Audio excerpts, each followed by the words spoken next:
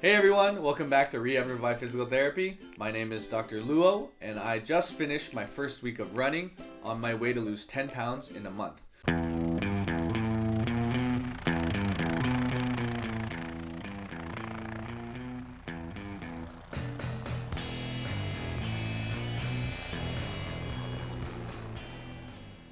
So I definitely learned a lot this week, and it wasn't easy going back into consistently exercising after about a 10-year break. I haven't really run since college.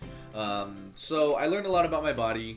I learned a lot about running, being someone who hasn't run in a long time. So I do have a couple of tips. Definitely the warm-up helped a lot. But before we get into the tips, let me show you what I did this week.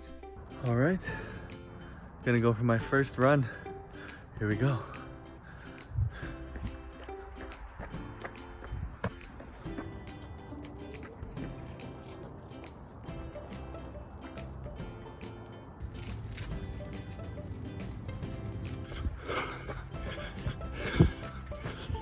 All right, just finished my first run.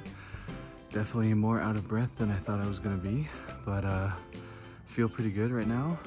Probably my two biggest concerns are not getting a lot of rotation, feel really stiff in the spine, especially my lower back, and then yeah, a little bit of pressure on my left pinky toe. Sort of feels kind of like I'm gonna get like a Jones fracture or something, but yeah, I think tomorrow gonna have a little bit of a longer warm-up and then see if I can go 25 minutes. Yeah, see you tomorrow.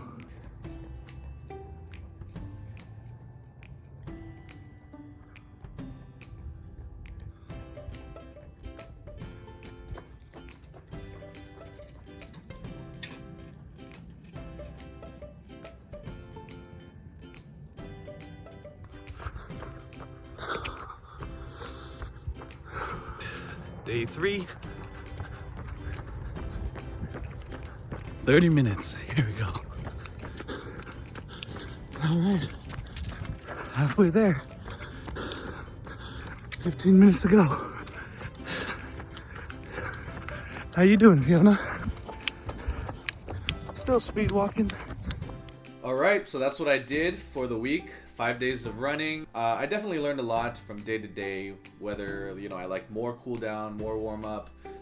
And I like to run at night, so I apologize for the dark footage.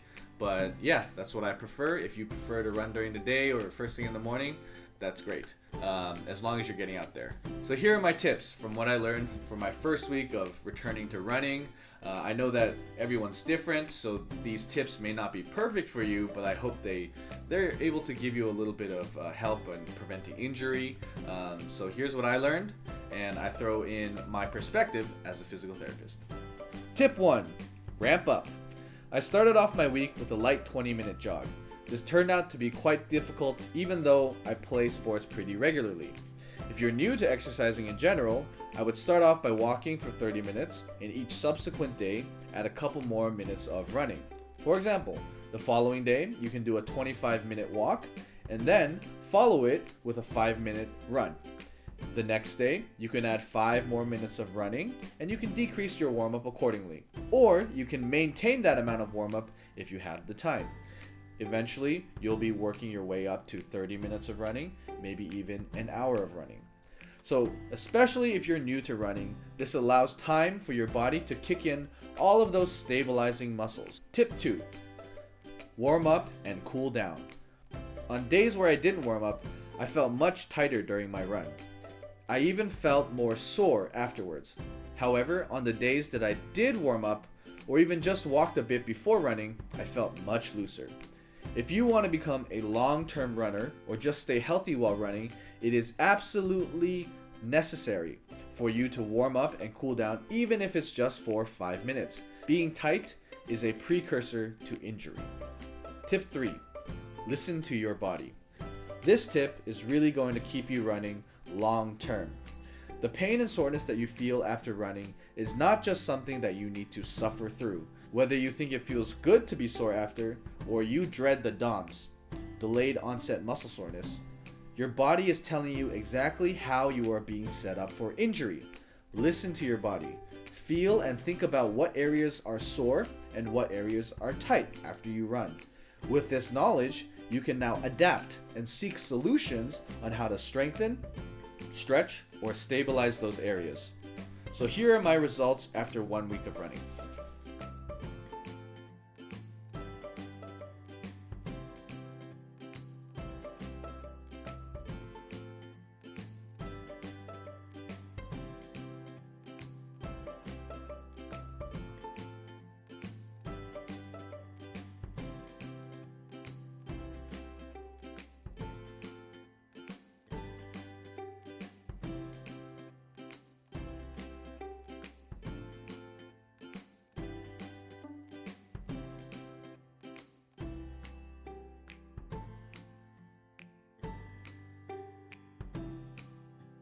So I lost about 4 pounds. Whether that was water weight or not, I don't know. But I gained a little bit of body fat percentage, probably from eating too much over the holidays. But that's not really the point of the video. The point of the video is to encourage you to exercise.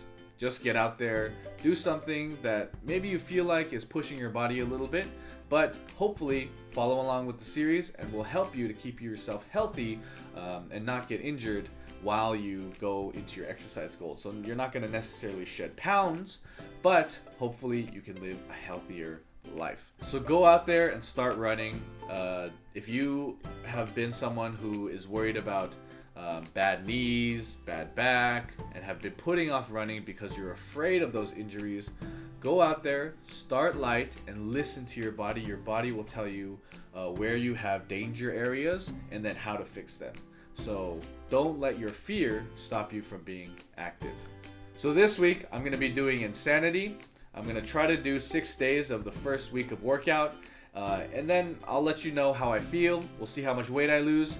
And then this Friday, we're going to come out with a new video that gives you a warm-up that you can follow along with before you do insanity. So you can prepare your body to do the insane workout that is insanity or other plyometric exercises.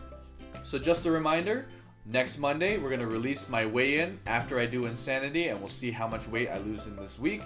And then every Friday, we're going to release another video talking about tips for the exercise that I do that week. So if you're interested in this series, if you like this video, please like below, subscribe, hit that bell, and leave us a comment. Tell us what you think. I'm Dr. Luo of Rehab and Revive Physical Therapy, and I'll see you in the next video.